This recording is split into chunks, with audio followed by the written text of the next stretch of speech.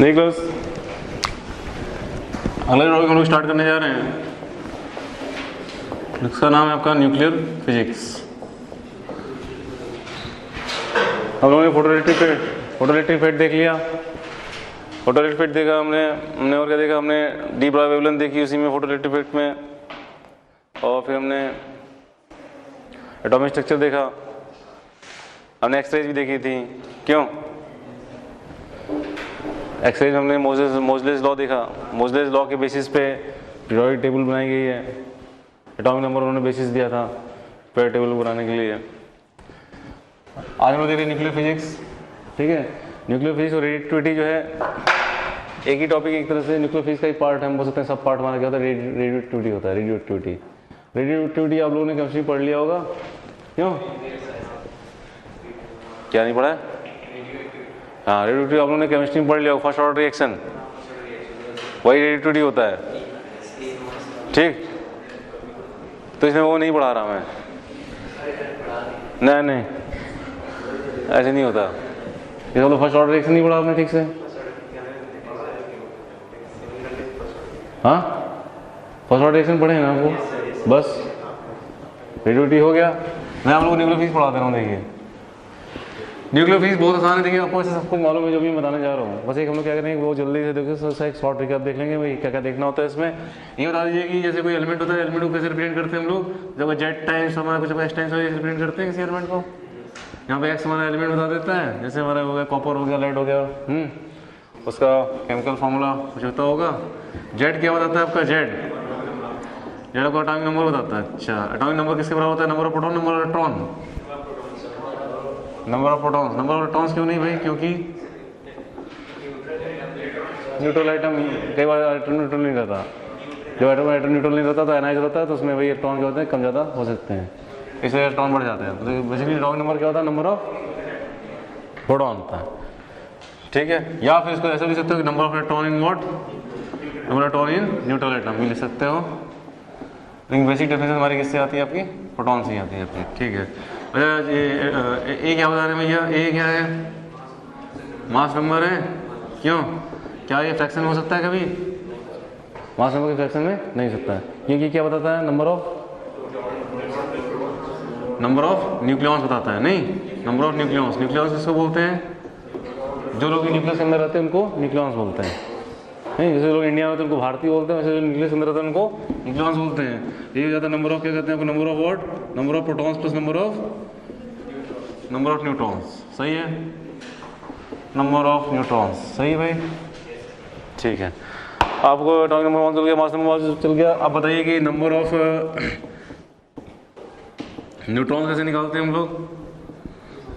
Number of neutrons कितना, simply आपका ए minus Z. ठीक है, बहुत बढ़िया, सब मालूम है आप लोगों को। देखिए इतना सिंपल है। अच्छा, इसके बाद हमारे क्या कहते हैं आपके, अच्छा मास नंबर हमारा क्या होता है, कभी फ्रैक्शन नहीं होता तो एटॉमिक वेट हमारे डेसिमल में क्यों आते हैं। कॉपर का कितना होता है, 63.5 कितना होता है,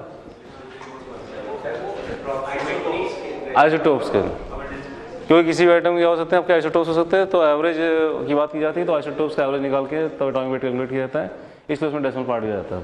ठीक है, अगर मास नंबर में नंबर ऑफ न्यूक्लियॉन्स तो हमारे क्या होते हैं, हमेशा न्यूमेरिक वैल्यू होते हैं, इसलिए मास नंबर के फ्रैक्शन में नहीं आ सकता। एटॉमिक वेट्स हमारे क्या हो सकते हैं, डेसिमल में आ सकते हैं। अच्छा, एक चीज़ बताइए, आइसोटोप्स क्या होते हैं आपके।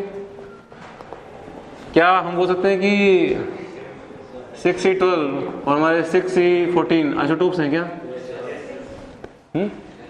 आइसोटोप्स में क्या होता है, उनका एटॉमिक नंबर क्या होता है, सेम होता है। ठीक है, आइसोटोप्स में एटॉमिक नंबर इज सेम। तो आइसोटोप्स में क्या लिखेंगे आपके, atomic number is what, atomic number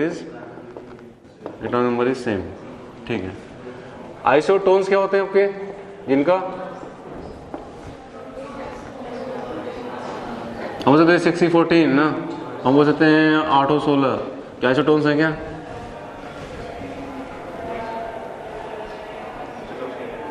isotones नहीं है, आइसोटोन्स पता क्या है, न्यूट्रॉन्स नंबर सेम हो। इसमें नंबर न्यूट्रॉन्स कितने हुए, 8, 6, 14। इसमें कितने हुए, 8। ठीक, ये दोनों आइसोटोन्स हैं कि नहीं है, हैं? इसमें क्या होगा, नंबर ऑफ न्यूटॉन्स और what, same number of Newton's, same number of what, same number of Newton's हम निकालना जानते हैं माइनस जेड से, किससे ना, माइनस जेड कर लो, मास नंबर माइनस टॉइंग नंबर, ठीक। अच्छा बहुत बढ़िया। नेक्स्ट हमारा क्या बचता है, आइसोबार्स में मास नंबर सेम होता है, मास नंबर सेम होता है। तो हमने बोल दिया कि भैया जैसे मैंने बोला 6E14 है और 7 and 14 है, ये दोनों क्या हैं, आइसोबार्स हैं, दोनों के मास नंबर क्या हैं आपके, सेम। तो हैव व्हाट, हैव सेम, हम बोले मास नंबर, सही है, क्लियर क्लास। तो ये सब तो आप पता लगा लेंगे तुरंत। देखिए यूपी2 टाइप एग्जाम में आ जाते हैं सब क्वेश्चन भी, देखिए इसलिए बताना पड़ता है, मालूम ही होना चाहिए। अच्छा ये बताइए कि अब देखिए हम लोग जो है न्यूक्लियर फिजिक्स में जा रहे हैं। न्यूक्लियर फिजिक्स में जो मासेस इन्वॉल्व होते हैं बहुत ही हल्के मास इन्वॉल्व होते हैं, भारी मास इन्वॉल्व होते हैं, भारी मास इन्वॉल्व होते हैं। तो क्या न्यूट्रॉन का मास जो है हम लोग जो है केजी में बताएं तो ज़्यादा अच्छा रहेगा कि उसके लिए कोई अलग यूनिट डिफाइन करने में ज़्यादा अच्छा रहेगा, अलग यूनिट बता दें, कोई हल्की यूनिट बताएं। किलोग्राम बहुत भारी रहता है ना, न्यूट्रॉन बहुत भारी होते हैं, तो उनके लिए क्या भारी यूनिट कोई बनानी पड़ेगी। तो भारी यूनिट हमारी क्या हो जाती है आपकी, एटॉमिक मास यूनिट। तो न्यूक्लियर फिजिक्स में हम लोग क्या करते हैं, मास को मेजर करने के लिए हम लोग अलग टाइप की यूनिट डिफाइन कर लेते हैं, क्योंकि बहुत ही लाइट पार्टिकल्स होते हैं हमारे यहाँ पे, ठीक है। तो 1 एटॉमिक मास यूनिट को कैसे डिफाइन किया गया है, that is what 1/12 times of what, mass of carbon 12 atom, क्यों यही होता है आपका। इसी को हम लोग 1 एटॉमिक मास यूनिट बोलते हैं। उसकी वैल्यू कितनी आती है आपकी 1.67 इंटू 10 पावर कितना जी, -27 kg, सही है। इस approximately equal to mass of the proton, ये होता है आपका, ये हमारी 1 एटॉमिक मास यूनिट होगी भाई। अच्छा बहुत बढ़िया। तो हम बोलेंगे जैसे ये बताओ कि मास ऑफ, हम आपसे बोलें मास ऑफ, मान लीजिए कि ZX से एटम कितना लिखोगे आप,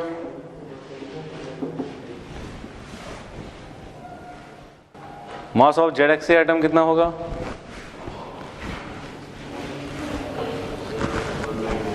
मास ऑफ ZX से एटम क्या लिखोगे, नंबर ऑफ इसमें न्यूक्लियॉन्स कितने होंगे भाई, क्या इसको लिखेंगे ए एटॉमिक मास यूनिट, जिसका मास नंबर होगा उतना एटॉमिक मास यूनिट क्या हो जाएगा, उसका मास हो जाएगा, उस एटम का मास हो जाएगा। जैसे एग्जांपल तो हम ले लें कि हम बोले कि भाई 2He4 का, भाई हीलियम का बताओ मास कितना है, मास ऑफ H2He4, हम बोले मास ऑफ 2He4 बताओ, एग्जांपल कितना लिखोगे, 2He4 एटम, 2He4 कौन एटम, कितना हो जाएगा जब आप बोलोगे 4 एटॉमिक मास यूनिट, 4 एम जितने मास नंबर है इनटू एटॉमिक मास यूनिट, ठीक है।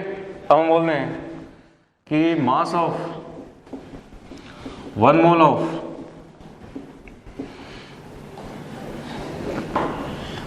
ZX से एटम कितना होगा, मास ऑफ 1 मोल ऑफ ZX से एटम, वही क्या होता है, उसका मॉलिक्यूलर वेट होता है क्या, एटॉमिक वेट होता है। 1 मोल एटम का मास ही क्या होता है उसका, एटॉमिक वेट, मॉलिक्यूलर वेट, यही तो बोलते हैं। अरे 1 मोल एटम का मास क्या होता है, एटॉमिक वेट नहीं होता है। अच्छा कितना होगा, एक एटम का मास कितना आया, एक एटम का मास कितना आया, ए एटॉमिक मास यूनिट आया क्या, अच्छी बात है। तो हम बोले कि 1 मोल कितना आएगा, इनटू क्या कर दोगे, 1 मोल से मल्टीप्लाई कर दोगे क्या, 1 मोल में कितने नंबर ऑफ एटम्स हो जाते हैं, Na नंबर ऑफ एटम्स हो जाते हैं क्या, तो Na is the Avogadro number, Na is the Avogadro number.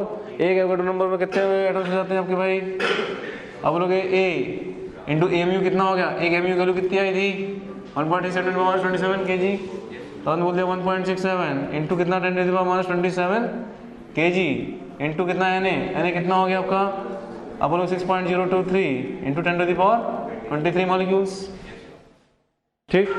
अच्छा इसको सॉल्व करते हैं जरा हम लोग, ये बताइए कितना हो गया 1696, इसको सॉल्व करोगे 10 आएगा, 10⁻24 10⁻27 कितना हो गया कुछ आपका A इंटू 10⁻- कितना हो गया आपका 3 किलोग्राम, ये हो जाएगा आपका A क्या A ग्राम, क्या एटॉमिक वेट होता है, क्यों एटॉमिक वेट होता है, जो मास नंबर होता है वही हो गया हमारा क्या हो जाता है आपका एटॉमिक वेट हो जाता है आपका। तो तो ये बात समझ में आई, mass of ZXA atom, mass of 1 mole of ZXA atom, mass of 1 atom उसके AMU, मास ऑफ कहते हैं कि 1 mole of ZXA atom is A gram. समझ में आ रही बात?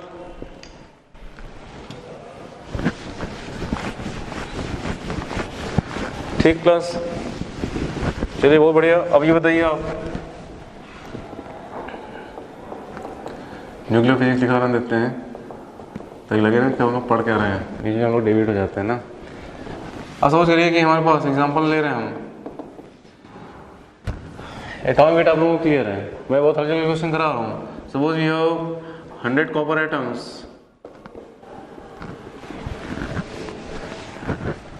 Suppose we have 100 copper atoms, जिसमें हम बोल रहे हैं कि 80 हमारे क्या है 6C 12 हैं और 20 हमारे उसमें से क्या है 6C हम बोल रहे हैं 14 है। ठीक, 80 6C 12 हैं, 20 6C 14 हैं। आइसोटोप ऑफ कार्बन ना, C14 का नाम सुना होगा, कार्बन डेटिंग का नाम सुना है नहीं? बताते नहीं कि कितने साल पुराना डायनासोर था तो उसकी कार्बन डेटिंग करते ना, C14 आइसोटोप से कार्बन के, नहीं 6C14। तो हम बोल रहे हैं आपसे कि बताओ कि एटॉमिक वेट ऑफ कॉपर क्या हो जाएगा आपका, कैसे निकालोगे? 80 इंटू क्या, 80 इंटू 12 14, 80 इंटू 12 प्लस कितना 20 इंटू 14 डिवाइड बाई कितना 100, ऐसे निकल जाएगा एटॉमिक वेट। सिंपल एकदम। ठीक है, मैं सॉल्व नहीं करने जा रहा हूँ, हो जाएगा। ठीक प्लस,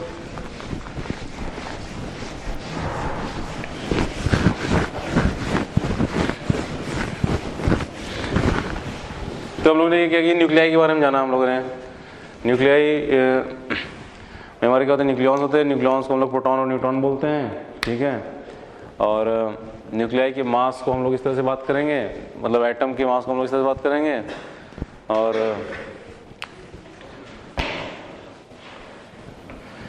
एक देखिए हमारा टर्म आता आता है nuclear radii, nucleus radii, nucleus radii. जो हमारा न्यूक्लियस होता है उसमें रेडियस होता है, और थोड़ा न्यूक्लियस हम बड़ा दिखा रहे हैं, ठीक है ना, ये हमारा न्यूक्लियस है। इसका जो रेडियस होता है क्लास, उसका रेडियस फॉर्मूला क्या दिया जाता है आपका, बताएंगे? वहाँ से रेडियस है गजब का आर वैल्यू कितनी जाती है गजब की, R0 into A to the power what 1/3। ये मतलब मास नंबर पर डिपेंडेंसी किसी भी न्यूक्लियस की ऐसी होती है। डिफरेंट न्यूक्लियस का रेडियस क्या होगा आपका, डिफरेंट होगा, और उस पर्टिकुलर न्यूक्लियस के मास नंबर पे ऐसे डिपेंड करेगा। ये is the mass number. R0 value कितनी हो जाती है, जबकि 1.15 × 10 पावर कितना जी -15 मीटर। और आपको एक चीज बता दें, साइज ऑफ एटम जो होती है that is of the order of what, of the order of 10 to the power -10 metre. और साइज ऑफ जो आपका होता है nucleus that is of the order of what 10 to the power -15 metre, femtometre. ये angstrom का order का है, ये फेम्टोमीटर का ऑर्डर का है।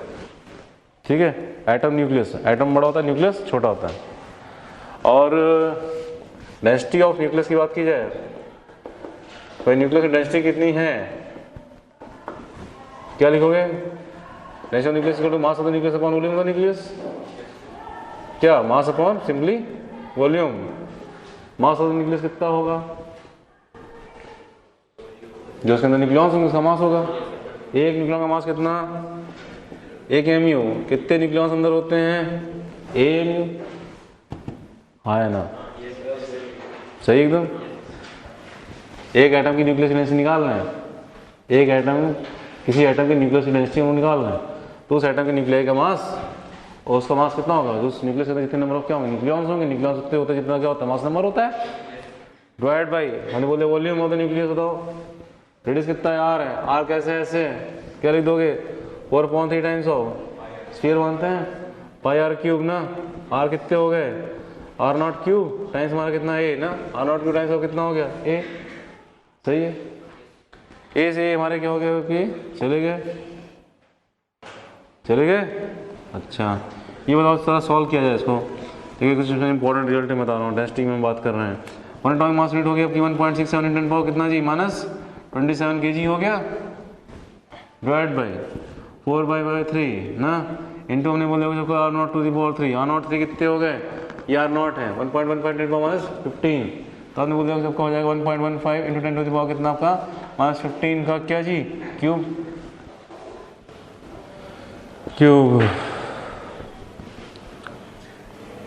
15 45 45 ऊपर गया -27 + 45 -27 + 45 10 पावर माइनस कितना 18 + 18 + 45 -27 10 पावर 18 10 पावर 18 और ये हमने बोला कि ये वो चले गए ऊपर तो 3 हो गए 4 पाई हो गए, एक कम हो जाएगा तो अप्रॉक्सीमेटली आपकी जो वैल्यू आती है आपकी 10 पावर 17 आ जाती है। 10 पावर 17 हमने बोला कुछ किलोग्राम पर क्या, किलोग्राम पर metre cube. This is the density of the क्या न्यूक्लियस। बात समझ में आ रही है? 1 मीटर क्यूब में कितना केजी रखा है, 10 टू द पावर 17 केजी रखा है। समझ बात, 1 मीटर क्यूब समझ रहे हैं, 1.25 मीटर का आदमी होता है, मतलब यहाँ तक बात कर लें 1 मीटर हो गया, 1 मीटर ऐसे 1 मीटर ऐसे 1 मीटर ऐसे ऐसे नीचे उतना, उसमें 10 पावर 17 केजी रखा हुआ है। अर्थ का मास होता है 16 पावर 24 केजी, अर्थ का मास है 16 पावर 24 केजी। और मून का मास कितना,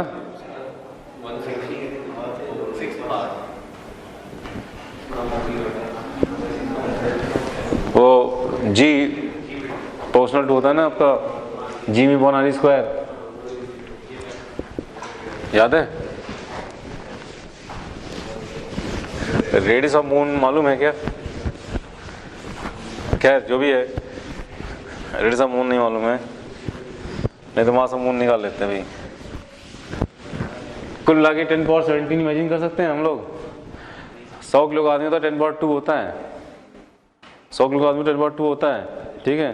तो ऐसे एक 1 मीटर क्यूब के मतलब क्या कहते हैं बॉक्स में जो है 10 पावर 17 केजी मास जो भर दिया जाए, उस टाइप डेंसिटी आ रही है आपकी, इतनी हाई डेंसिटी है मतलब आपकी। वो तो मतलब मास ही इतना हल्का हो जाता है कि मतलब जो है हम उसे उठा लेते हैं कि न्यूक्लियस मास में क्या न्यूक्लियॉन्स हैं, उनके मास इतने कम हो जाते हैं, अथवा इतनी डेंसिटी की मतलब, इसलिए इसी बेसिस पे हमारे कहते हैं कंसेप्ट किसका आया, ब्लैक होल का कंसेप्ट आया।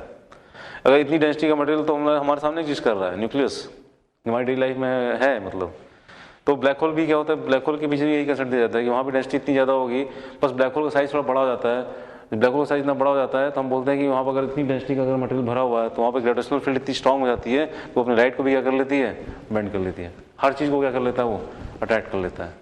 इतना ज़्यादा मास है उसके पास, इतनी हाई डेंसिटी का वो बहुत बड़ा स्फीयर है मतलब, तो किसी चीज़ को क्या कर लेता है, अटैक कर लेता है आपका, ठीक है ना। बहुत ज़्यादा डेंसिटी आपकी है, 10 पावर 17 केजी पर मीटर क्यूब आपकी, किलोग्राम पर मीटर क्यूब, ठीक ना। न्यूक्लियस फिजिक्स पढ़ रहे हैं, न्यूक्लियस में जो जो भी हो रहा है कार्यक्रम हम सब बताएंगे आपको। नेक्स्ट आगे बढ़े। अच्छा एक चीज और देखिए, ये हमारी डेंसिटी है वो इंडिपेंडेंट ऑफ हमारी क्या आ रही है,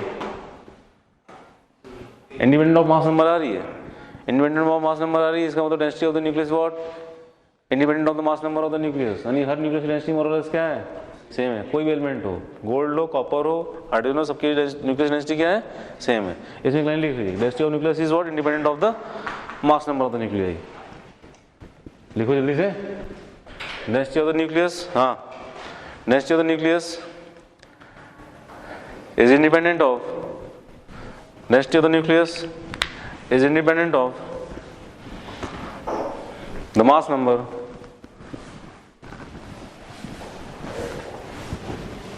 of the nuclei या mass number of the element, ठीक है। अब देखिए क्लास हम लोग आगे बढ़ रहे हैं, आगे बढ़ा जाए। आगे हम लोग देखिए क्या हैं, हम लोग स्टेबिलिटी ऑफ द न्यूक्लियाई की बात करते हैं, स्टेबिलिटी ऑफ न्यूक्लियाई की बात कर रहे हैं हम लोग। देखिए क्लास आगे क्या हो रहा है कि न्यूक्लियस की डेंसिटी सेम होगी,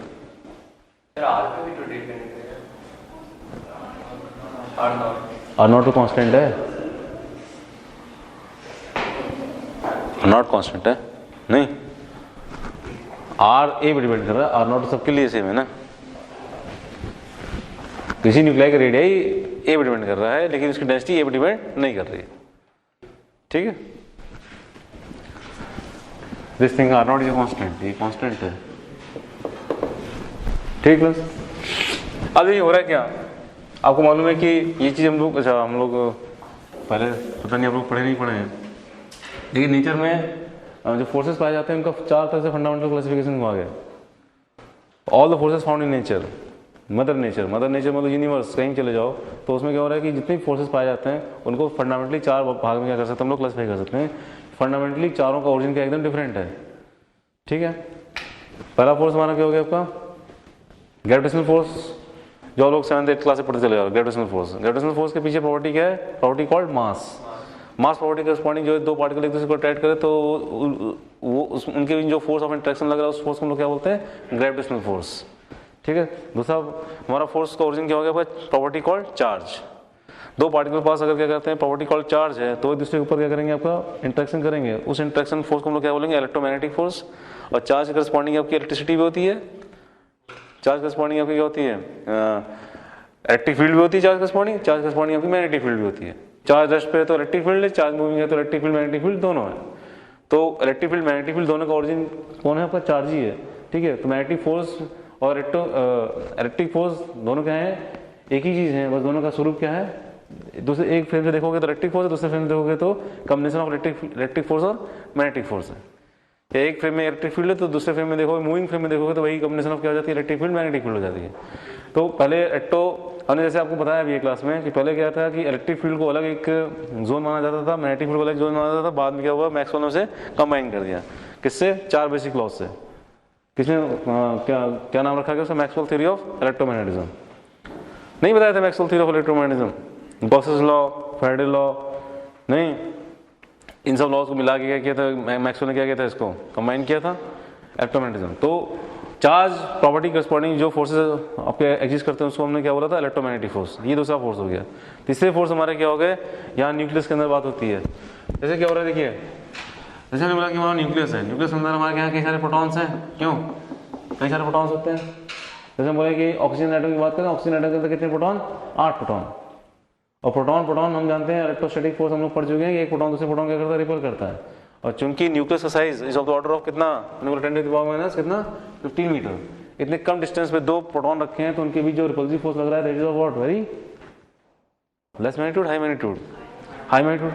बहुत ज़्यादा रिपल्सिव फोर्स उन दोनों प्रोटॉन के बीच में लग रहा होता है क्योंकि डिस्टेंस के बीच का क्या हो बहुत ही कम हो है। उसके बावजूद भी उन प्रोटॉन्स को बाइंड करके न्यूक्लियस के अंदर रखा गया है, तो उसका मतलब है कि इलेक्ट्रोस्टैटिक्स से एकदम फंडामेंटली डिफरेंट कोई एक नया फोर्स पैदा हुआ होगा जिसने उन प्रोटॉन्स को उस रिपल्सिव फोर्स के अगेंस्ट भी क्या करके मान के रखा है।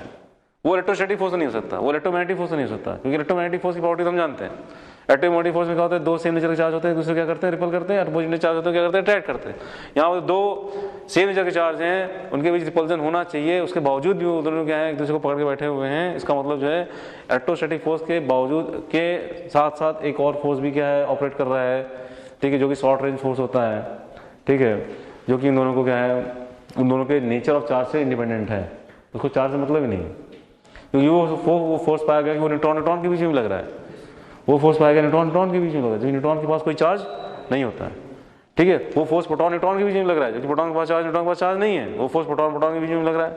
इसका मतलब उस फोर्स को चार्ज प्रॉपर्टी से कोई मतलब नहीं है, ठीक है। एक को मास से मतलब था, एक को चार्ज से मतलब था, एक को न मास से मतलब, एक को न चार्ज से मतलब। उस फोर्स को क्या नाम बोला गया न्यूक्लियर फोर्स। क्या नाम बोला गया न्यूक्लियर फोर्स, ठीक है। तो न्यूक्लियर फोर्स आपको ऑपरेट करता है किसके बीच भाई, प्रोटॉन के बीच में लगेगा आपका, न्यूट्रॉन के बीच में लगेगा आपका, और न्यूट्रॉन प्रोटॉन के बीच में न्यूक्लियर फोर्स लग रहा है। क्लियर है क्लास, अरे ठीक है। और न्यूक्लियर फोर्स की प्रॉपर्टीज हैं, क्या प्रॉपर्टीज हैं देखिए, ये हमेशा क्या है आपका, ये is always attractive nature, always क्या अट्रैक्टिव नेचर, ये ऑलवेज अट्रैक्टिव नेचर होता है आपका। एक दूसरे पर दो पार्टिकल से भी लगता है तो अट्रैक्ट करता है उनके बीच, ये इनके बीच लगता है, क्लियर है ना। लिखना पड़ेगा क्या एक्स बिटवीन हम बोले हैं क्या प्रोटॉन प्रोटॉन। और क्या ये हमारे क्या होता है बहुत ही शॉर्ट रेंज फोर्स होता है। शॉर्ट रेंज मतलब इसकी रेंज ज़्यादा लंबी नहीं होती है। शॉर्ट रेंज फोर्स इसकी रेंज क्या होती है आपकी ऑफ द ऑर्डर ऑफ, हम बोलते हैं कि 1 फेमटोमीटर होती है। 1 फेमटोमीटर समझ रहे हैं कितना हो गया 1 फेमटोमीटर 10⁻⁻15 मीटर रेंज इसकी। 1 सेंटीमीटर के बाद सडनली ये क्या हो जाएगा आपका, ग्रेजुअली ये 0 तक चला जाएगा। ये शॉर्ट रेंज फोर्स होता है आपका। और ये जो नेचर में है, नेचर में ये पाया जाने वाला सबसे स्ट्रॉन्गेस्ट फोर्स है, क्योंकि इसके सामने जो है इलेक्ट्रोमैग्नेटिक फोर्स ने भी क्या कर दिए, घुटने डाल दिए, घुटने रख दिए। नहीं, स्ट्रॉन्गेस्ट फोर्स है। सबसे स्ट्रॉन्ग फोर्स हमारा कौन सा होता है आपका, न्यूक्लियर फोर्स। न्यूक्लियर फोर्स से स्ट्रॉन्ग कौन होता है आपका, से कम स्ट्रॉन्ग होता है कौन आपका, इलेक्ट्रोमैग्नेटिक फोर्स। और सबसे कमजोर हमारे कौन होते हैं आपके, ग्रेविटेशन फोर्स। एक और होते हैं वीक फोर्स, चौथे एक और तरह का फोर्स होता है वीक फोर्सेस, ठीक है, बताएंगे अभी। जो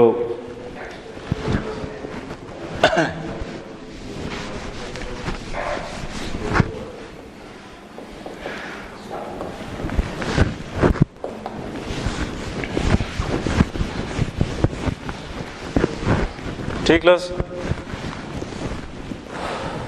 ठीक है। तो हम क्या बोल सकते हैं कि न्यूट्रॉन के बीच में जो न्यूक्लियर फोर्स लग रहा होगा, वो न्यूक्लियर फोर्स की बात कर रहे हैं, हम न्यूक्लियर फोर्स की बात कर रहे हैं। अब न्यूट्रॉन के बीच में आपको जो न्यूक्लियर फोर्स लग रहा होगा, वही क्या प्रोटॉन के बीच में लग रहा होगा क्या, वही हमने बोला है कि आपका क्या, वही हमारा, बोलिए, न्यूट्रॉन प्रोटॉन के बीच में लग रहा होगा, हाँ या ना, सही बात है। जो न्यूट्रॉन के बीच में लग रहा है न्यूक्लियर फोर्स, वही प्रोटॉन के बीच में लग रहा है, वही हमारा प्रोटॉन के बीच में लग रहा है, ठीक।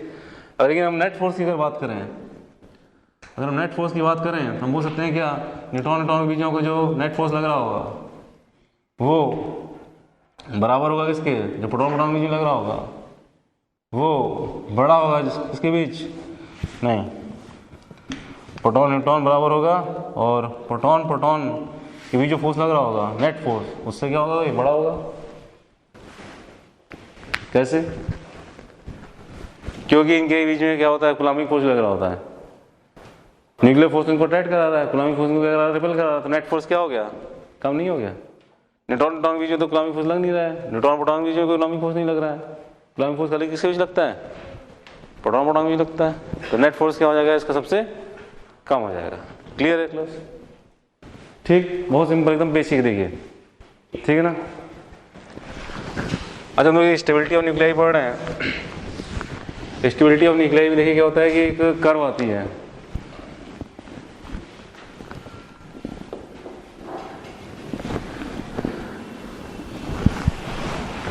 हमारी कर्व आती है,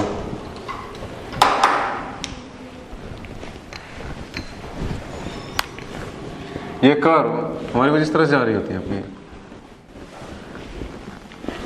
इसे हम लोग बोलते हैं स्टेबिलिटी बेल्ट। क्या बोलते हैं, स्टेबिलिटी बेल्ट।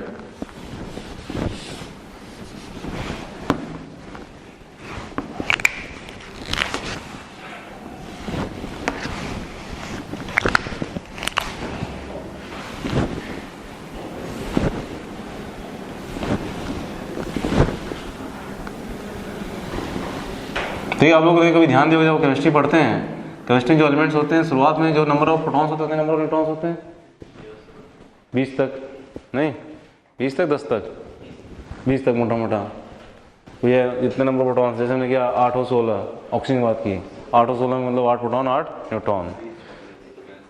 कॉपर 20-40 ना, कैल्शियम 20-40, अच्छा हाँ 20-40, जितना प्रोटॉन उतना न्यूट्रॉन, ऐसे होता है। लेकिन बाद में क्या होता है कि number of neutrons, mass number क्या होता है, बढ़ने लगता है, या नंबर ऑफ न्यूट्रॉन्स बढ़ने लगते हैं as compare to number of what, protons. तो ये जो आपका ग्राफ बनाया गया है, ये ग्राफ आपका बनाया गया भाई कि न्यूट्रॉन प्रोटॉन रेशियो का, न्यूट्रॉन प्रोटॉन रेशियो का, N/P रेशियो बोलते हैं। तो ये होता है बाद में जब हमारा, हाँ बाद में जब हमारा N/Z रेशियो बोलिए, N/P रेशियो बोलते हैं, number proton basically number of क्या होता है, एटॉमिक नंबर होता है आपका, ठीक है। N/P रेशियो बोलिए, जैसे N/Z रेशियो बोलिए, वैसे N/P रेशियो बोलते हैं, ऐसे N/P रेशियो की बात की जाए। देखिए बात क्या, शुरुआत में N/P रेशियो क्या होता है, ये लाइन हमारी 45 डिग्री मैंने बनाई, स्ट्रेट लाइन। बाद में क्या होता है, ये हमारी जो है, ये हम बोलते हैं हमारा स्टेबिलिटी क्या है, स्टेबिलिटी बेल्ट है। स्टेबिलिटी बेल्ट, स्टेबिलिटी बेल्ट के अंदर जो एलिमेंट्स आते हैं वही हमारे खाली क्या होते हैं आपके, वही हमारे खाली क्या होते हैं आपके, स्टेबल होते हैं। इसके बाहर अगर हुआ वो तो क्या हो जाएगा आपको, वो अनस्टेबल हो जाएगा। और ऐसे एलिमेंट्स को लोग क्या बोलते हैं, जो अनस्टेबल हो जाता है वो क्या हो जाता है, फिर वो डिके कर जाता है। डिके करके किसकी तरफ बढ़ता है, वो स्टेबिलिटी की तरफ बढ़ेगा आपका। ठीक है, तो देखिए यहाँ पे क्या हो रहा है कि यहाँ पे N by Z ratio maintain नहीं हो रहा है। तो यहाँ पे था तो हम बोले जितना एन था उतना हमारा क्या था, पी 45 डिग्री है आपका। अब आगे बढ़ोगे तो देखो यहाँ पे क्या हो जा रहा है, यहाँ पे हम बात करेंगे। देखिए यहाँ पे क्या हो जा रहा है भाई कि 45 डिग्री से ऊपर है, जितने नंबर ऑफ प्रोटॉन्स उतने नंबर हम बोल रहे हैं कि न्यूट्रॉन्स से क्या हो गया आपके, वो ज़्यादा नहीं हो गया। तो आपका एन बाई पी रेशो क्या होता जा रहा है, बढ़ता जा रहा है आपका। हैवी एलिमेंट्स जो होते हैं आपके, इनका नंबर ऑफ प्रोटॉन्स क्या होता है, ज़्यादा होता है आपका। ठीक है, उनमें क्या होता है, नंबर ऑफ न्यूट्रॉन्स ज़्यादा होने पड़ते हैं। क्यों होने लगते हैं, इसका भी एक रीज़न है, बताते हैं। इसका रीज़न ये बताते हैं कि जब जितने ज़्यादा हैवी एलिमेंट होता चला जाएगा उससे नंबर ऑफ प्रोटॉन्स क्या होते जाएंगे, बढ़ते जाएंगे। अरे एटॉमिक नंबर बढ़ता जाएगा, एटॉमिक नंबर बढ़ता जाएगा, नंबर ऑफ प्रोटॉन्स नहीं बढ़ते जाएंगे। नंबर ऑफ प्रोटॉन्स बढ़ते जाएंगे तो नंबर ऑफ प्रोटॉन्स में क्या होगा, रिपल्जन क्या होता जाएगा, बढ़ता जाएगा। कहेंगे सर रिपल्जन तो पहले भी था, रिपल्जन तो पहले भी था, बाद में क्या ऐसा हो गया। देखिए बाद में ऐसा क्या हो गया, बाद में ऐसा हो गया कि देखिए नंबर ऑफ प्रोटॉन्स बढ़ते हैं, न्यूक्लियर साइज क्या होता है, बढ़ता है। न्यूक्लियर साइज बढ़ता है, हम बोले नहीं आर इक्वल टू कितना है हमारा, R equal to R naught times हमारा e टू द पावर कितना है आपका 1/3 है। मास नंबर बढ़ रहा है तो रेडियस बढ़ रहा है, रेडियस बढ़ रहा है तो हम बोले जैसे हमारा एक प्रोटॉन यहाँ पे भाई, एक प्रोटॉन हमारे यहाँ पे, एक प्रोटॉन हमारे यहाँ पे। आपने बोला कि जो हमारा न्यूक्लियर फोर्स है, न्यूक्लियर फोर्स की रेंज हमारी कहाँ से कहाँ तक भाई, न्यूक्लियर फोर्स की रेंज हमारी कितनी है, 1 फेमटोमीटर है। 1 फेमटोमीटर के बाद सडनली ये क्या हो जाता है आपका, जीरो हो जाता है। सडनली ये फोर्स क्या हो जाता है, जीरो हो जाता है। लॉन्ग रेंज फोर्स नहीं, शॉर्ट रेंज फोर्स है और उसकी रेंज कितनी है, 1 फेमटोमीटर। 1 फेमटोमीटर के अंदर पार्टिकल तभी उसके ऊपर फोर्स अप्लाई करेगा, 1 फेमटोमीटर ज़्यादा रेंज होगी उसके ऊपर फोर्स अप्लाई नहीं करेगा। ठीक है, अब हुआ क्या कि प्रोटॉन पर जब न्यूक्लियर साइज बढ़ने लग गया, न्यूक्लियर साइज बढ़ने लग गया तो हमारा मास नंबर बढ़ने लग गया, रेडियस बढ़ने लग गया, तो ये डिस्टेंस क्या हो सकता है, 1 फेमटोमीटर ज़्यादा हो सकता है क्या। दो प्रोटॉन्स ये जो एक कोने पे है, एक कोने पे है। अरे भैया न्यूक्लियस है ये, न्यूक्लियस हमारा बड़ा हो गया, न्यूक्लियस का रेडियस बड़ा हो रहा है, मास नंबर बढ़ा रहे हो। एक प्रोटॉन मैंने इस कोने पे पकड़ लिया, एक प्रोटॉन मैंने इस कोने पकड़ लिया, कोई दिक्कत है क्या, कोई दिक्कत नहीं है। ठीक है, अब इनके बीच का डिस्टेंस जो है क्या हो सकता है, 1 फेमटोमीटर से ज़्यादा हो सकता है, मतलब 1.5 फेमटोमीटर टाइप का या 2 फेमटोमीटर टाइप का हो जाएगा डिस्टेंस। नहीं अरे क्यूबिलिटी तो ले रहे हो, खुद ही माने थे ना 1.15 न्यूटन पावर कितने थे आपके, -15 थे इंटू 1/3 है, 8/3 जैसे हमारा क्या पे 27 होता, 3 3 9 27 3 9 27 27 होता तो कितना 3 हो जाता। और ये बोले कि 4 चौके 16 चौके 64 होता तो कितना हो जाता, 4 हो जाता। हम बोले 5 5 25 25 125, ठीक है 5 हो जाता। तो रेडियस बढ़ता नहीं जा रहा है, रेडियस बढ़ता जा रहा है। हम बोले कि 5 फेमटोमीटर है, यानी हम बोले कि 64 के लिए बात करें, मास नंबर जैसे मान लीजिए 64 है, 64 का क्यूब रूट कितना हो गया, 4 हो गया, 4 कितना फेमटोमीटर हो गया, और उसका डायमीटर बात करोगे तो 2r हो गया डायमीटर, 8 फेमटोमीटर हो गया, 8 फेमटोमीटर डिस्टेंस हो गया इसके बीच में, 8 फेमटोमीटर हो गया। हमने बोला इसकी रेंज कितनी है, 1 फेमटोमीटर के आसपास की है, या मोटा मोटा 2 की है, 3 की है, ऐसे कुछ होगी फिर रेंज इसकी, मतलब 8 फेमटोमीटर होगी रेंज। तो मतलब इनके बीच न्यूक्लियर फोर्स ऑपरेट अब नहीं कर रहा है, लेकिन क्या इनके बीच कूलम्बिक फोर्स भी ऑपरेट नहीं कर रहा है, कूलम्बिक फोर्स ऑपरेट करेगा। इनके बीच क्या होगा, रिपल्जन बढ़ गया। और इनको बांधने के लिए क्या है हमारा, न्यूक्लियर फोर्स है भी नहीं, तो इनको बांध कौन रहा था, न्यूक्लियर फोर्स बांधने आया था इनको। तो इनके बीच कूलम्बिक फोर्स तो है जो इनको रिपल करा रहा है, लेकिन इनके बीच का न्यूक्लियर फोर्स नहीं है जिनको क्या कर रहा है, इनको अट्रैक्ट करा रहा है। ठीक है, तो अब ऐसे केस में क्या होता है कि अगर हम क्या कर दें, एक न्यूट्रॉन बढ़ा दें, एक न्यूट्रॉन यहाँ बढ़ा दें, ठीक है, ये न्यूट्रॉन मैंने यहाँ रख दिया, न्यूट्रॉन यहाँ रख दिया, ये न्यूट्रॉन क्या कर लेगा, इसको अट्रैक्ट कर लेगा, न्यूट्रॉन इसको अट्रैक्ट कर लेगा, नेट फोर्स हमारा इस तरफ आ जाएगा, और ये न्यूट्रॉन इसको अट्रैक्ट कर लेगा ऐसे, न्यूट्रॉन इसको अट्रैक्ट कर लेगा ऐसे, नेट फोर्स क्या चला जाएगा।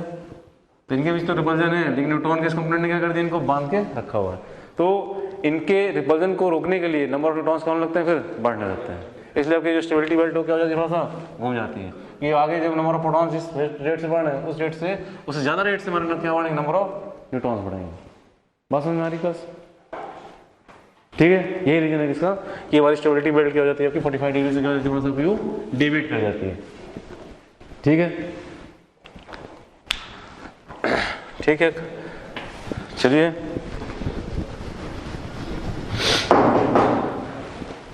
अब इसकी भी एक लिमिट है।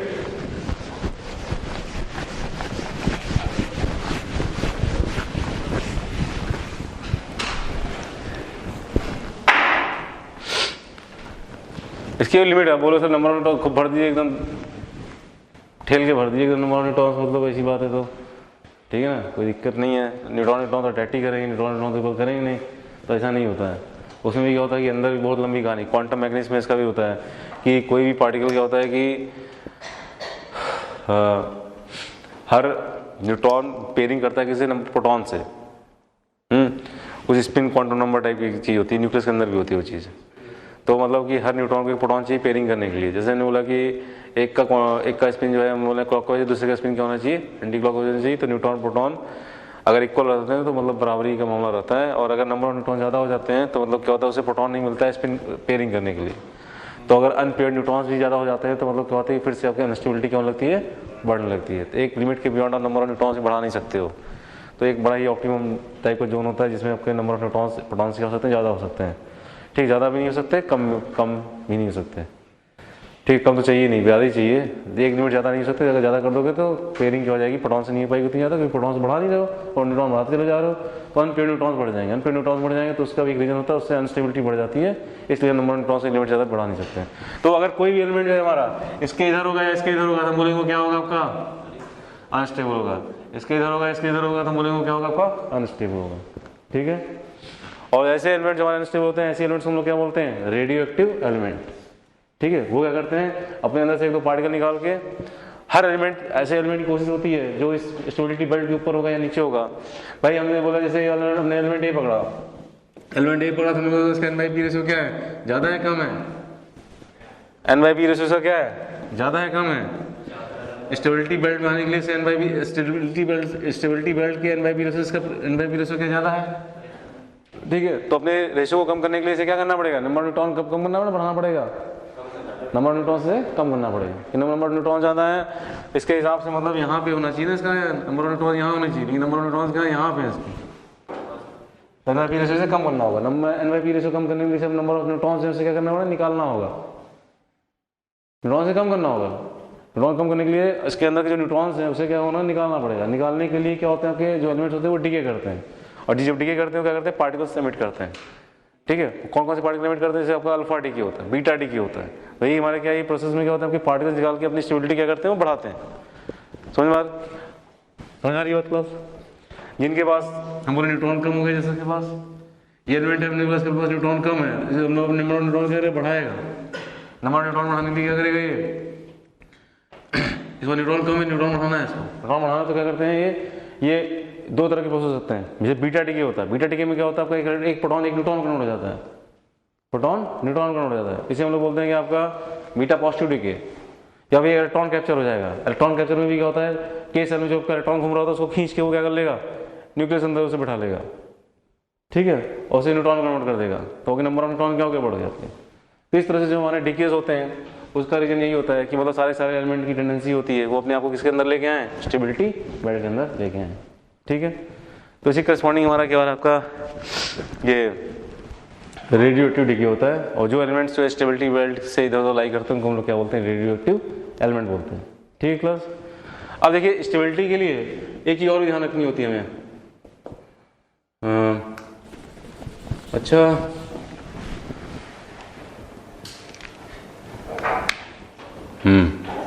देखिए वो देखिए बहुत इंपॉर्टेंट चीज़ है क्लास, बहुत अच्छे अच्छे क्वेश्चन बनते हैं इसमें। न्यूक्लियर फिजिक्स बहुत इंपॉर्टेंट टॉपिक है।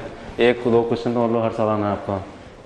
तुम लोग हंस रहे हो मतलब क्या, अभी साल नहीं बजा यार, हमारा भी छोड़ेंगे, समझ रहे ना।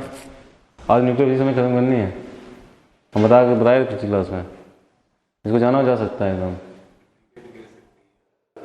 आप लोगों ने घर बता दिया है, घर बताने मैसेज कर दीजिए एकदम। ऐसे तो हो नहीं पाएगा ना यार, देखो इतना अच्छा मौका मिला, देखिए आप लोग आए हैं इतनी दूर से, हम भी आए इतनी दूर से। ऐसे मुहूर्त बहुत कम बन पाते हैं, कंस्ट्रक्टिव लोग बैठ पाए, इकट्ठे हो पाए। उसमें आधे एक घंटे परवाह नहीं करनी चाहिए। देखिए अरे इतना वो चल रहा है एकदम, मतलब कहते हैं इन्फॉर्म करना कर सकता है, इन्फॉर्म मैसेज कर लीजिए, फ़ोन कर लीजिए, जो भी करना हो। फ़ोन करना हो तो बाहर जाकर कर लीजिए, मैसेज करना हो तो अंदर ही कर सकते हैं आप। तुमको करना है क्या? कितने लोग पीबोर्ड एग्जाम चल रहे हैं? 1 2 फीस हो गया तुम्हारा? हो गया तुम्हारा? चल रहा है, फीस हो गया, चलो कितने लोग बचे हैं अभी? 1 2 3।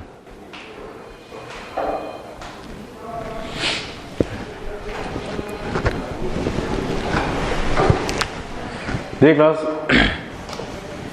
अंदर क्या हुआ? जैसे मान लिया कि कोई एलिमेंट हमारा है, हम बोले जेड एक्स से, जेड हम बोल रहे हैं क्या उसका एटॉमिक नंबर है, हम बोल रहे हैं मास नंबर है, एक्स हमारा एलिमेंट है, ठीक है। अब होता है क्या कि इसका जो मास ऑफ हम बोले न्यूक्लियाई ऑफ जो एक्स होगा, हम बात करें थ्योरेटिकली, हम बात करें क्लास, हम बोले इसका मास ऑफ न्यूक्लियाई, हमने बोल दिया क्या, मास ऑफ द न्यूक्लियाई हम बोले थ्योरेटिकली जो है वो क्या होना चाहिए, न्यूक्लियाई में कौन कौन होता है, न्यूक्लियॉन्स होते हैं।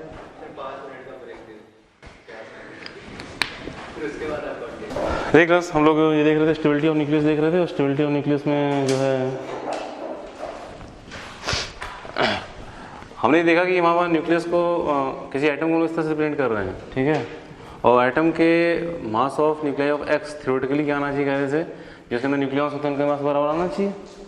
इसमें न्यूक्लियॉन्स कौन कौन से हैं, इसके अंदर आपके प्रोटॉन है, इसके अंदर आपके न्यूट्रॉन है। ऐसे हिला दिया करो यार, हाँ लगे तो हाँ, मतलब आदमी लोग बैठे हैं, हाँ तो बोले एम एन टी क्या लिखोगे ना कि क्या, हाँ जेड टाइम्स हम बोल सकते हैं मास ऑफ प्रोटॉन बोल सकते हैं, और प्लस हम बोल सकते हैं कि भाई क्या आपका ए माइनस जेड टाइम्स हम बोल सकते हैं ना, कुछ आपका मास ऑफ क्या न्यूट्रॉन बोल सकते हैं। भाई कितने प्रोटॉन, जितने नंबर एटॉमिक नंबर उतने प्रोटॉन, कितने न्यूट्रॉन, ए माइनस जेड उतने न्यूट्रॉन। थ्योरेटिकली जो है मास ऑफ न्यूक्लियस इतना होना चाहिए क्या, T for theoretical, N for nucleus. क्यों थ्योरेटिकली हम बोले मास ऑफ न्यूक्लियस क्या होना चाहिए, थ्योरेटिकली मास ऑफ न्यूक्लियस क्या होना चाहिए, इतना होना चाहिए क्या, ठीक है। और प्रैक्टिकली जो पाया गया, प्रैक्टिकली हम बोल रहे हैं कि मास ऑफ न्यूक्लियस हम बोल रहे हैं is M N P, N for nucleus, P for practically. तो ये पाया गया कि मास ऑफ न्यूक्लियस जो प्रैक्टिकली आ रहा है वो जो है मास ऑफ जो न्यूक्लियस थ्योरेटिकली आना चाहिए उससे क्या है, कम है। मास ऑफ न्यूक्लियस जो प्रैक्टिकली आ रहा है वो मास ऑफ न्यूक्लियस जो थ्योरेटिकली आ रहा है उससे क्या आ रहा है, कम आ रहा है। मतलब एक्चुअली हमारा न्यूक्लियस क्या है, हल्का है, ठीक है। जितना होना चाहिए था भाई, जितने प्रोटॉन थे जितने न्यूट्रॉन थे उनके मास के बराबर उसका मास नहीं आ रहा है, प्रैक्टिकली उसका मास उससे क्या आ रहा है, कम आ रहा है, नहीं आया। अरे भाई हमने कहा हमारा न्यूक्लियस है, न्यूक्लियस में हमने बोला एक प्रोटॉन का मास, हमने बोला एक एटॉमिक मास यूनिट है, हीलियम एटम है, हीलियम एटम के अंदर कितने न्यूक्लियॉन हो गए, 4 न्यूक्लियॉन हो गए, 4 न्यूक्लियॉन। हमने बोला कि 2 प्रोटॉन 2 न्यूट्रॉन, हमने बोला कि प्रोटॉन का मास मैंने मान लिया 1 एटॉमिक मास यूनिट है, प्रोटॉन का मास भी 1 एटॉमिक मास यूनिट है, न्यूट्रॉन का मास भी 1 एटॉमिक मास यूनिट है। Total mass of the helium nuclei कितना आना चाहिए, 4 एटॉमिक मास यूनिट आना चाहिए। 4 न्यूक्लियॉन से मिलकर बना है वो, लेकिन जब उसका मास ना पाया गया न्यूक्लियाई गया तो पाया गया वो कितना आ रहा है, 3.6 आ रहा है, या 3.8 एटॉमिक मास यूनिट आ रहा है, 3.8 एटॉमिक मास यूनिट आ रहा है, 4 एटॉमिक मास यूनिट नहीं आ रहा है। तो मतलब क्या हुआ, 0.2 एटॉमिक मास यूनिट का क्या हुआ, गड़बड़ हो गई। 4 न्यूक्लियॉन बने थे, एक न्यूक्लियॉन का मास एक एटॉमिक मास यूनिट है, मिलके कितना होना चाहिए था, 4 एटॉमिक मास यूनिट होना चाहिए था, लेकिन जब नापा गया एक्चुअल मास पाया गया 0.38 एटॉमिक मास यूनिट है, सॉरी कितना 3.4 आना चाहिए, कितना है 3.8 है। तो एकदम 0.2 एटॉमिक मास क्या हो गया, कम हो गया, 0.2 एटॉमिक मास यूनिट क्या हो गया, मास कम हो गया। इससे ये तात्पर्य निकाला गया कि जब न्यूक्लियॉन्स क्या होते हैं, फ्री स्टेट में रहते हैं, जैसे न्यूट्रॉन अलग है, प्रोटॉन अलग है, स्पेस में फ्रीली एग्जिस्ट कर रहे हैं, तब उनका मास कितना होता है, आपका 1 एटॉमिक मास यूनिट होता है जैसे। लेकिन जब वो कंबाइन होते हैं, ठीक है, कंबाइन होते हैं तो हम बोलते हैं कि उनकी पोटेंशियल एनर्जी सिस्टम क्या हो जाती है आपकी, स्टेबल, मतलब किसी एक कॉन्फ़िगरेशन बन रहे हैं ना, वो किसी कॉन्फ़िगरेशन बन रहे हैं, एक न्यूक्लियाई बनने जा रहा है, तो बोले उनकी पोटेंशियल एनर्जी क्या हो जाएगी आपकी, कम हो जाती है। न्यूक्लियाई कम हो जाती है तो हम बोलते हैं कि वो एनर्जी क्या करते हैं, रिलीज करते हैं। अब जब वो सिस्टम बने, जैसे बोला कि 2 प्रोटॉन 2 न्यूट्रॉन अपना अलग अलग घूम रहे थे, तो बोले सबका मास क्या था, 1 था, एक एटॉमिक मास यूनिट का मास था। और जब इकट्ठा होकर उन्होंने क्या, एक न्यूक्लियाई बना दी, इकट्ठा होकर उन्होंने एक न्यूक्लियाई बना दी, तो हमने बोला उनका मास क्या हो गया, कम हो गया। न्यूक्लियाई का ओवरऑल मास क्या हो गया, कम हो गया। 4 एटॉमिक मास यूनिट मास नहीं रहा, मास क्या हो गया उससे कम हो गया, तो हम लोग जो डिफरेंस था वो डिफरेंस कहाँ गया, हम बोलते हैं वो एनर्जी फॉर्म में क्या हो गया, आपको रिलीज हो गया। उसी को हम लोग क्या बोलते हैं, binding energy. Binding energy is the energy release when a nucleus is what, binding energy is energy release during the formation of a nucleus. जब कोई न्यूक्लियस बनता है उस दौरान जो एनर्जी रिलीज होती है वही उसकी क्या होती है, बाइंडिंग एनर्जी होती है। वो एनर्जी आती है कहाँ से, वो एनर्जी मास डिफेक्ट के कारण आती है। आइंस्टाइन का इक्वेशन आप लोगों को मालूम होगा कितना होता है आपका, E is equal to what, m times of c square. m mass जो है इतनी एनर्जी करस्पॉन्डिंग होता है, ठीक है। किसी पार्टिकल के पास मास m है, उसको एनर्जी कन्वर्ट करोगे कितनी एनर्जी मिलेगी, E is equal to mc square मिलेगी। ये आइंस्टाइन का बहुत फेमस रिलेशन है, ये आप लोग जानते होंगे।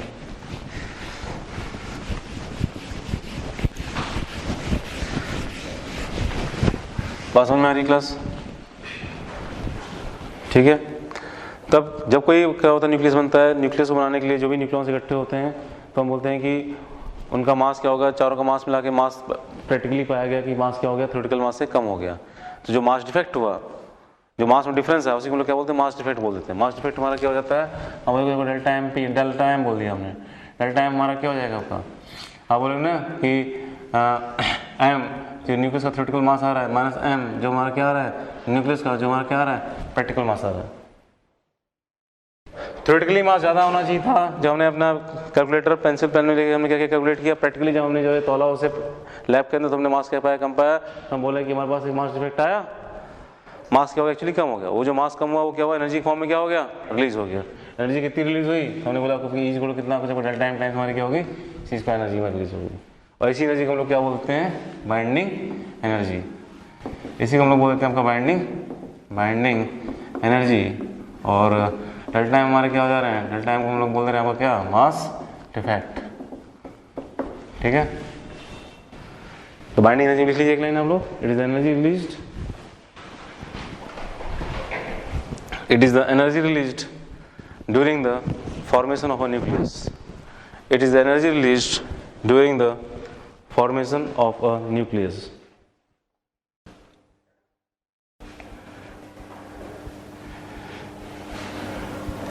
It is the energy released during the formation of a nucleus. Clear है class? और जैसे मुझे किसी न्यूक्लियाई को उससे कंस्टिट्यूएंट न्यूक्लियॉन से ब्रेक करना हो तो मुझे उतनी एनर्जी क्या करनी पड़ेगी, सिस्टम को देनी पड़ेगी। जब न्यूक्लियाई बन रहा है तो उतनी एनर्जी क्या और रिलीज हो रही है, जब किसी न्यूक्लियाई को ब्रेक करोगे तो उतनी एनर्जी क्या देनी पड़ेगी, सिस्टम को देनी पड़ेगी, ठीक है। और जानते हैं ये जो एनर्जी होती है ना न्यूक्लियाई लेवल पे, जब हम लोग एनर्जी बात करते हैं वो एनर्जी हम लोग बात करते हैं मेगा इलेक्ट्रॉन वोल्ट में। और जब हम लोग कहते हैं कि हम लोग इलेक्ट्रॉन लेवल बात करते हैं, इलेक्ट्रॉन अपने ऑर्बिट घूम रहे तो वहाँ पर एनर्जी हमारे कौन से फॉर्म में थी, इलेक्ट्रॉन वोल्ट में, याद है। इलेक्ट्रॉन पहले ऑर्बिट था, उसकी एनर्जी कितनी थी, 13.6 इलेक्ट्रॉन वोल्ट थी, माइनस 13.6 इलेक्ट्रॉन वोल्ट। क्योंकि न्यूक्लियाई की जो एनर्जी का ऑर्डर होता है वो मेगा इलेक्ट्रॉन वोल्ट होता है, 10.6 टाइम्स होता है। इसे किसी न्यूक्लियाई को ब्रेक करना बहुत ही क्या होता है, मुश्किल काम होता है। मेगा इलेक्ट्रॉन वोल्ट टाइप की एनर्जी देनी पड़ती है, हमारा न्यूक्लियाई क्या होता है, ब्रेक होता है। और जब भी हमारे न्यूक्लियाई क्या होता है, बनते हैं या न्यूक्लियाई हमारे टूटते हैं तो जो एनर्जी इन्वॉल्व होती है वो किस लेवल की होती है, मेगा इलेक्ट्रॉन वोल्ट टाइप की होती है। रेडियो एक्टिव जो डीके होता है, इसलिए उसमें जो एनर्जी रिलीज होती है भाई high amount of energy release होती है, क्योंकि उसमें क्या टूट रहा होता है, न्यूक्लियाई टूट रहा होता है। रेडियोएक्टिव डीके में दो तरह के फ्यूजन होते हैं, nuclear fission, nuclear fusion. Nuclear fission में क्या होता है, आपका हैवी न्यूक्लियाई क्या होती है, ब्रेक होती है लाइट न्यूक्लियाई में, ठीक है। जब न्यूक्लियाई ब्रेक होती है तो energy release is order of what, mega electron volt. Nuclear fusion में क्या होता है, आपकी दो लाइट न्यूक्लियाई मिलकर क्या बनाती है, हैवी न्यूक्लियाई बनाती है।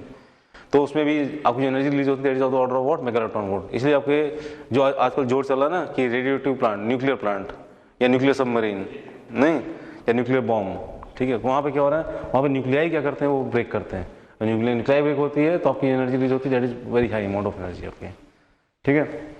तो अब देखिए क्या होता है कैलकुलेशन में, जब हम लोग डेल्टा एम यूज़ करेंगे, ये चीज़ क्लियर है नहीं क्लियर है कि जब चार न्यूक्लियॉन मिलकर एक न्यूक्लियाई बना रहे हैं तो एनर्जी हमारी क्या हो जा रही है, कम हो जा रही है। क्यों कम हो जा रही है, क्योंकि एक बाउंडेड सिस्टम बन रहा है। बाउंडेड सिस्टम में एनर्जी क्या हो जानी चाहिए, कम हो जानी चाहिए। जब वो चारों न्यूक्लियाई इनफाइनाइट सेपरेशन में थे, उनकी एनर्जी क्या थी, उनकी पोटेंशियल एनर्जी क्या थी, जीरो थी। अब उनको आपने उठा के इकट्ठा कर दिया। अगर वो बाउंडेड सिस्टम होना है, बाउंडेड सिस्टम की पोटेंशियल एनर्जी क्या होनी चाहिए, जीरो से तो कम ही होनी चाहिए, जीरो से कम होनी चाहिए। तो इनकी पोटेंशियल एनर्जी क्या होगी, जीरो से क्या होगी, कम हो गई। तो एनर्जी जो थी इनके पास पहले एनर्जी की जीरो थी, अब इनकी एनर्जी निगेटिव हो गई। इनकी एनर्जी निगेटिव हो गई यानी इन्होंने अपने अंदर से एनर्जी क्या कर दी, निकाल के दे दी। इन्होंने अपने अंदर से निकाल के एनर्जी दे दी। इनके पास एनर्जी किस फॉर्म में थी, इनके पास काइनेटिक एनर्जी थी नहीं, इनके पास काइनेटिक एनर्जी थी नहीं, सब रेस्ट पे थे ना। इनफाइनाइट सेपरेशन से आपने इन चारों को लाके इकट्ठा किया, हमने 2 प्रोटॉन 2 न्यूट्रॉन, चारों हमारे क्या थे, इनफाइनाइट सेपरेशन पे थे, इनकी पोटेंशियल एनर्जी क्या थी, 0 थी। अब इन चारों को लाके आपने एक सिस्टम बना के न्यूक्लियाई बना दिया, इन चारों को इकट्ठा करके आपने क्या किया, एक न्यूक्लियाई बना दिया, ठीक है। तब जो है अगर ये बाउंडेड सिस्टम है, क्योंकि उस सिस्टम को छोड़कर कोई जाना नहीं चाह रहा है, प्रोटॉन प्रोटॉन से बंधा हुआ है एकदम, न्यूक्लियर फोर्स से बांध रखा है एकदम, पहले कोई मतलब नहीं था प्रोटॉन को उस प्रोटॉन से, लेकिन जब वो क्या एक सिस्टम बन गए और एक दूसरे से बंधे हुए हैं तो मतलब सिस्टम स्टेबल है, क्योंकि सिस्टम अनस्टेबल होता है तो छोड़ के भागता है, लेकिन वो भाग नहीं रहा है, मतलब सिस्टम हमारा क्या है, स्टेबल है। तो इसका मतलब सिस्टम की एनर्जी जो है, टोटल एनर्जी हमारी क्या है, 0 से क्या है, कम है, यानी निगेटिव चल रही है एनर्जी। अगर इसकी एनर्जी निगेटिव चल रही है, पहले 0 थी जिनकी एनर्जी, अब वो निगेटिव हो गई, इसका मतलब उन्होंने अपने अंदर कुछ एनर्जी निकाल के दे दी, उनको मिलती तो एनर्जी पॉजिटिव होती है, और एनर्जी दे देता है एनर्जी क्या हो जाती है, निगेटिव हो जाती है। उन्होंने कहाँ से एनर्जी दी, उन्होंने सबने क्या किया, थोड़ा थोड़ा अपने मास को निकाल के क्या किया, एनर्जी में कन्वर्ट करके क्या किया, उसे रिलीज कर दिया, ठीक है, इस फॉर्म में सबने अपने मास को थोड़ा थोड़ा क्या किया, कम किया, उसको एनर्जी में क्या किया, निकाल के रिलीज किया, इसलिए सिस्टम कैसा सिस्टम बन पाया, बाउंडेड सिस्टम बन पाया। अब बाउंडेड सिस्टम की पोटेंशियल एनर्जी क्या होती है, निगेटिव होती है। पोटेंशियल एनर्जी पोजीशन ग्राफ मैंने आप लोगों को दिखाया है, पोटेंशियल एनर्जी पोजीशन ग्राफ क्या होता है, कुछ कुछ टाइप्स होता है। पोटेंशियल एनर्जी कैसा graph, position graph. Potential energy क्या होनी चाहिए, बाउंडेड सिस्टम के लिए, स्टेबल सिस्टम के लिए पोटेंशियल एनर्जी क्या होनी चाहिए, निगेटिव होनी चाहिए। किसी पर्टिकुलर सेपरेशन के लिए हम लोग बोलते हैं कि ये होती है एनर्जी 0 से क्या होनी चाहिए, कम होनी चाहिए, तभी हमारा कैसा सिस्टम बनता है, बाउंडेड सिस्टम बनता है। कभी किसी स्टेबल सिस्टम में आप ये नहीं बोल सकते पोटेंशियल एनर्जी क्या होगी, इसकी पॉजिटिव होगी, पॉजिटिव पोटेंशियल एनर्जी होगी, सिस्टम हमेशा क्या होगा आपका, अनस्टेबल होगा, देखिए हमेशा एक फोर्स लगेगा आपका। Tangent of the due by D R क्या देगा, एफ सी को जानते हैं क्या होता है, हमारे साथ डब्ल्यू बाई क्या, डेल आर, यहाँ डब्ल्यू बाई डेल आर 0 हो रहा है क्या, नहीं, यहाँ डब्ल्यू बाई डेल आर क्या है, नेगेटिव है, नेगेटिव स्लोप है, नेगेटिव नेगेटिव कितना होगा, पॉजिटिव है, कंजर्वेटिव फोर्स ऐड कर रहा है, कंजर्वेटिव फोर्स ऐड कर रहा है कि वो क्या करेगा, उसको तब तक ऐड करता रहेगा जब तक ये सिस्टम क्या नहीं हो जाएगा, स्टेबल हो जाएगा। यहाँ पे देखिए हमारा डेली बाई डेल आर, यहाँ पे क्या आ रहा है, 0 आ रहा है, यहाँ पे फोर्स क्या है, कोई फोर्स नहीं लग रहा है, देखिए यहाँ पे पोटेंशियल एनर्जी क्या है, मिनिमम है, मिनिमम पोटेंशियल एनर्जी कोई फोर्स नहीं लगता है, सिस्टम क्या होता है हमारा आपका, स्टेबल होता है। क्लियर बात, ठीक है। तो binding energy is the energy release during formation of a nucleus, लिख लिया क्या, और it is the energy required, और it is the energy required, इसी का उल्टा, जब कोई न्यूक्लियस बनता है तो उसके फॉर्मेशन जो एनर्जी रिलीज होती है वो बाइंडिंग एनर्जी होती है, या फिर किसी न्यूक्लियस को तोड़ने के लिए कितनी एनर्जी जो देनी पड़ेगी वो भी क्या होती है, उसकी बाइंडिंग एनर्जी होती है। और it is the energy required to break a nuclei into its क्या, कंस्टिट्यूएंट न्यूक्लियॉन्स, और it is the energy required to break a nuclei into its constituent nucleons, और it is the energy required to break a nuclei into its constituent nucleons. अब देखिए class, ये जो हमारे पास formula है mass defect corresponding delta M C square, इसको भी हम लोग थोड़ा सा सिंप्लीफाई करेंगे। अब यहाँ पे हम लोग क्या हो रहा है कि ये फॉर्मूला दे रखा है SI यूनिट बनाना, SI यूनिट में बात करोगे तो मास किसमें केजी में रखोगे, सी किसमें रखोगे, मीटर पर सेकंड रखोगे, स्पीड ऑफ लाइट। लेकिन हम लोग जब न्यूक्लियाई की बात करते हैं तो वहाँ पे मास किस ऑर्डर किस फॉर्म में, हमारा एटॉमिक मास यूनिट फॉर्म में, मास हमारा किस फॉर्म में, एटॉमिक मास यूनिट फॉर्म में, ठीक है। तो हम बोल सकते हैं कि भाई कायदे से यूनिट क्या होनी चाहिए, केजी, और हम बोलेंगे ना कुछ आपका मीटर पर सेकंड का क्या होल स्क्वायर होनी चाहिए। लेकिन यहाँ मास हमें किसमें रखना है, एटॉमिक मास यूनिट रखना है। अगर मुझे यहाँ पे एटॉमिक मास यूनिट में मास रखना है, ठीक है ना, तो हम क्या करें, यहाँ पे एटॉमिक मास यूनिट से क्या कर दें, डिवाइड भी कर दें, क्यों, ठीक है। तो अब एटॉमिक मास यूनिट का तो हमें मालूम है ना मामला कितना होता है, जैसे हम ये एटॉमिक मास यूनिट हमारा कितना हो गया, मैं ऊपर एटॉमिक मास यूनिट से कर दूं मल्टीप्लाई, नीचे 1.67 इंटू 10⁻27 से क्या कर दूं मल्टीप्लाई कर दूं, कोई दिक्कत, केजी केजी चला जाएगा हमारा। और जो भी मास रखना होगा हम किसमें रखेंगे, एमई में रखेंगे अब, क्यों, और जो भी मास होगा हम सीधे एमई में रखेंगे। और यहाँ पे 3×10⁸ मीटर पर सेकंड है ये सी, ठीक है। तो हम यहाँ पे क्या कर सकते हैं, हम यहाँ पे लिख सकते हैं कि 1 एटॉमिक मास यूनिट ना डिवाइड बाय 1.67 इंटू 10 कितना -27, ये मल्टीप्लाई कर दिए, इंटू हमने क्या कर दिया, इसका जो केजी था कुछ आपका, ठीक है, जैसे एम एटॉमिक मास यूनिट है आपका, ठीक है, इंटू हमने क्या कर दिया कुछ 3×10⁸ हमने क्या मीटर पर सेकंड स्क्वायर को हमने क्या किया, रख दिया इसमें। इसको सॉल्व करोगे तो ये हमारा क्या आ जाएगा कुछ आपका, हम लिखेंगे कुछ डेल्टा एम, ठीक है, डेल्टा एम किस में होगा आपका, ये डेल्टा एम हमारा होगा आपका ये, अब हमारा किस में होगा, एटॉमिक मास यूनिट में होगा, इंटू इनको सॉल्व करने में जो हमारी वैल्यू आती है वो आपकी आती है 931 क्या 931.5 मेगा इलेक्ट्रॉन वोल्ट। ये आपको रट लेना है, मैं सॉल्व नहीं करने जा रहा इसको सॉल्व करने पे क्या आएगा 931.5 मेगा इलेक्ट्रॉन वोल्ट। तो एनर्जी की बात हम लोग इलेक्ट्रॉन वोल्ट में करते हैं यहाँ पे, ठीक है। एनर्जी यहाँ पे जूल में आएगी, हम जूल नहीं बात करनी, हमें इलेक्ट्रॉन वोल्ट में बात करनी है, ठीक है। तो हमने 1.6 × 10⁻19 से भी हमने क्या किया, यहाँ पे डिवाइड किया है, ताकि एनर्जी हमारी इलेक्ट्रॉन वोल्ट में है, ठीक क्लास। तो हमारे यही फॉर्मूले किस में बन गए, हमारे कन्वर्ट हो गए, इस फॉर्म में कन्वर्ट हो गया आपका, यही फॉर्मूला हमारा इस फॉर्म में कन्वर्ट हो गया। मास आपको एटॉमिक मास यूनिट रखना है, एनर्जी हमारी किस में आएगी, इलेक्ट्रॉन वोल्ट में आएगी, ये आपको रखना आपको, ठीक है। क्लियर है क्या?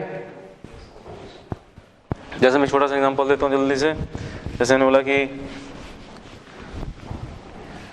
देखिए, मैं बोला कि हमारे पास हीलियम न्यूक्लियाई है, ठीक है, हीलियम न्यूक्लियाई है,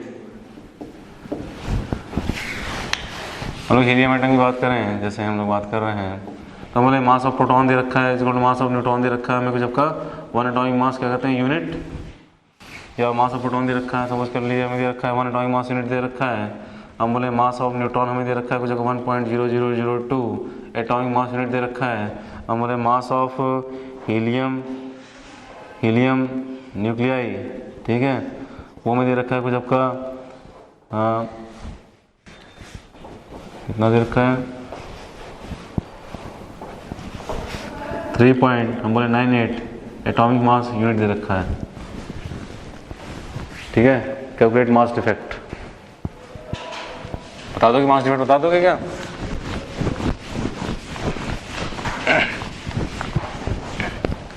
करें फाइंड द मास डिफेक्ट, बताओ मास डिफेक्ट डेल्टा एम क्या लिखोगे भाई?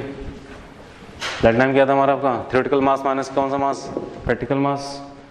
प्रैक्टिकल मास कितना पाया गया, हीलियम न्यूक्लियाई कितना पाया गया, बोला हीलियम न्यूक्लियाई का मास इतना दे रखा है, और थ्योरेटिकली कितना होना चाहिए, थ्योरेटिकली जो है नंबर ऑफ न्यूक्लियॉन्स के मास के बराबर होना चाहिए। तो सिंपली हम क्या करते हैं, हम ऐसा लिख सकते हैं क्या कि 2 टाइम्स ऑफ, हम बोले मास ऑफ प्रोटॉन ना, plus 2 times of mass of क्या न्यूट्रॉन, माइनस प्रैक्टिकल मास कितना है आपका, आप बोल सकते हो कुछ आपका 3.98 क्या कहते हैं आपका एटॉमिक मास यूनिट, सही है क्या? ये थ्योरेटिकल मास होना चाहिए ना, जैसे भाई 2 प्रोटॉन 2 न्यूट्रॉन होते हैं हीलियम न्यूक्लियाई के अंदर, तो उनके हमने क्या किया कि हमने मास को ऐड किया, तो ये हमारा कितना हो गया 2 एटॉमिक मास यूनिट हो गया आपका ये, ठीक है, प्लस हमने बोला कि आपका ये हो जाएगा कुछ आपका 1.02, तो टोटल ऐड कर देंगे, ये कितना आ गया, अब लोग आपको 4.004, सही है क्या, 2 × 1 2 × 2 ये 1.0004 1.004, 2.004 प्लस 2 इज 4.004, माइनस हमने कितना कर दिया कुछ आपका 3.98 एटॉमिक, मतलब ये एटॉमिक मास यूनिट कितना आ जाएगा आपका ये भैया 3.98 4 बोलो 0. बोलिए 2.02 0204 एटॉमिक मास यूनिट, सही है क्या? सही। तो ये हमारा क्या आ गया, ये हमारा डेल्टा एम आ गया, तो कर लेंगे। तो आपको दिया रहेगा अलग से हीलियम न्यूक्लियाई का मास दिया रहेगा आपको, मतलब जब हीलियम न्यूक्लियाई का मास मेजर किया गया इतना पाया गया, और जो हीलियम न्यूक्लियाई जिनसे बना है उनके अलग अलग मास इतने दिए हैं, ठीक है। थ्योरेटिकल मास तो इनको मल्टीप्लाई करके आ जाएगा, और प्रैक्टिकल मास दे ही रखा आपको, तो आपने सब्ट्रैक्ट करके ये आपने निकाल दिया।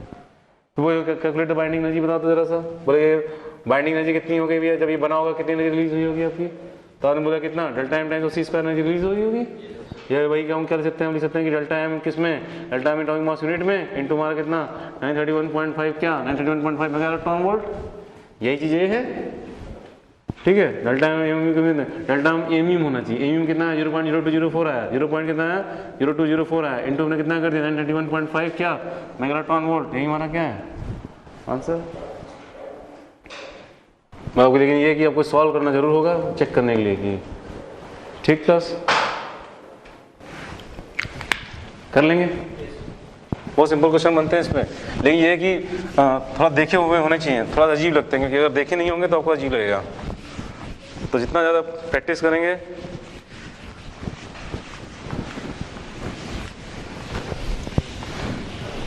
ठीक बस।